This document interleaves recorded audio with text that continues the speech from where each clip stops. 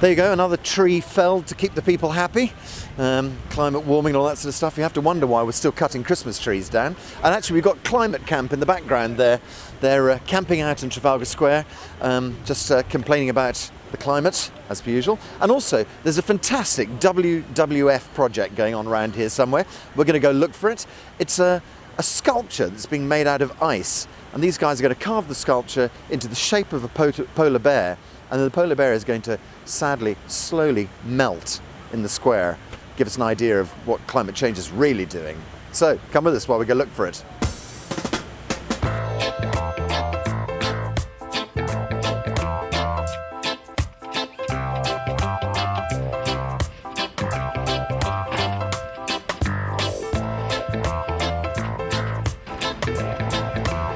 I'm Colin Buckford, I'm Head of Campaigns at WWF, and as you can probably see behind me, we've got a giant ice polar bear here in Trafalgar Square. And it's actually life-size. That's the size of an adult male polar bear. It's about 1.8 metres high, 1.8 metres long, sorry. And the idea is to demonstrate during the time we've got the Copenhagen climate talks going on, we're going to have the polar bear here gradually melting, of course, over the course of, we don't know, somewhere between 8 and 10 days, to leave a bronze skeleton. And we're illustrating the impact that we're having on the Arctic sea ice, which is obviously the polar bear's main habitat and its hunting grounds and the area that it needs for survival, which is, of course, being dramatically impacted by climate change at the moment. So, I mean, do we have figures on, are we losing polar bears at a rate of knots, or what is going on? The problem with polar bears isn't so much the specific numbers of them, it's the habitat decrease. So as you can understand, that once the sea ice disappears, as it's doing at a very, very rapid rate, they will lose so much of their hunting grounds that you'll see the population collapse. And because it's happening so quickly, the bears have no real chance to evolve and get used to new habitats. If climate changed over hundreds of thousands of years, animals will gradually adapt to new things. But this change is happening over 15, 20 years' time. It's too dramatic, and they won't be able to find other places to live and other mechanisms for hunting. So the impact will be quite quick and quite extreme on the polar bear numbers. There really are kind of markers for what is actually going on in the entire kind of Arctic system, isn't it?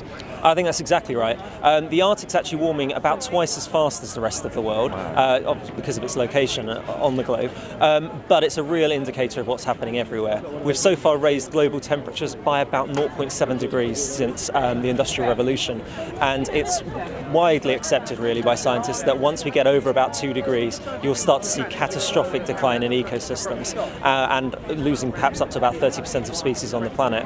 Wow. So it's going to be pretty dramatic, and polar bears are really at, I suppose, the cutting edge, I suppose, the first stages of the impact of that.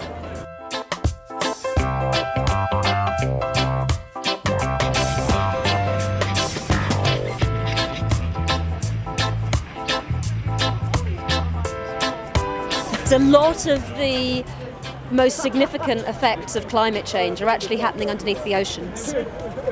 At the moment, the sea is absorbing carbon dioxide, but it's also becoming more acidic, and the warming is leading to significant damage to marine habitats. But we're also looking at, with the polar ice melting, we're looking at rising sea level. At the moment, we don't feel that people are looking at their lifestyles, looking at what they're doing, how they're doing it, and making some very small changes right now, planning for the future, and taking the opportunity we have now with fantastic renewable technologies to move away from a fossil economy and to move away from our current climate of greed and competitiveness and feeling like we have to do everything all at once, and finding a more balanced life that's more respectful of the environment and leave something for the future. 1, 2, 3, 4! I'm Duncan Hamilton, and I'm an ice sculptor. And Mark Corrith, who conceived this sculpture, because inside we've got a bronze of the skeleton of a polar bear, and the whole idea is that as the bear starts to melt, we've got a beautiful bear now, as you can see, but as he starts to melt, he starts to reveal the skeleton, and that's a very strong image to tell with our sculpture. So I was responsible, but not just for the sculpting, but also for the making of the ice. And I've been 5 weeks making this block of ice. Roughly it's 4 meters by 1.5 by 2 meters high, and that adds up to 9 tons. We made one for Copenhagen, which we sculpted last week, and is still there, and it's still melting, I might add. If you go on the Telegraph website, we've got a link there, and it's filming all the melting process as we have here today. So it's a good thing to. You can watch its decline. Yeah, you can watch and it. Get a very kind of visual image of what's going on. Exactly. Yes, Yeah. but I'll be down here from time to time the next week, 10 days, and from here. In the middle of January, we're going off to Quebec in Canada, and we're going to sculpt another one. Fantastic. And that's going to end up at the Olympics. Wow. Yeah, so it's going to be sculpting it in Canada, in Quebec, and it's then going on a train.